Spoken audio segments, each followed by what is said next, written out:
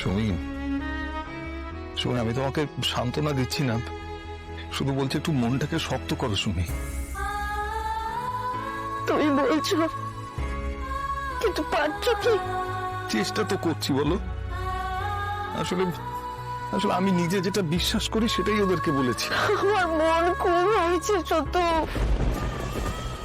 এখনো ওই মেয়েটার কোনো খোঁজ পাওয়া গেল না। ওদের খুব খুব ফিরে আসার কথা ছিল। চিন্তা তো আমারও হচ্ছে সুমি, কিন্তু কিন্তু কি? আমি শুধু এটাই প্রার্থনা করছি, যা হচ্ছে বিয়ের আগেই সব হয়ে যাক, যা ফাড়া আছে সব কেটে যাক, বিয়ের পরে যেন ওরা একটু শান্তিতে থাকতে পারে। আর বিয়ে? আমরা বিয়ের কথা ভাবছি, আর যারা বিয়ে করবে তারা কি অবস্থায় পড়ে আছে কে জানে। ওদিকে ম্যাডামও বিয়ে করে নিজেকে স্বাভাবিক রাখার চেষ্টা করছেন, কিন্তু উনিও কি স্বাভাবিক আছে? সুমি, সুমি দেখো, ওদের কপালে যদি এক হওয়া থাকে তাহলে কে ওদের আলাদা আমি করবে? জানি না, আমি কিচ্ছু জানি না। আমার শুধু ভয় করছে। কি বলতে চাইছো বলো তো? আগে আমার মেয়েটা ফিরে আসুক, তুমি ভালোভাবে ফিরে আসুক শুধু। আমি আর কিচ্ছু চাই না। তারপর ঠান্ডা মাথায় ভেবেচিন্তে কিছু একটা। কি বলছেন আপনি?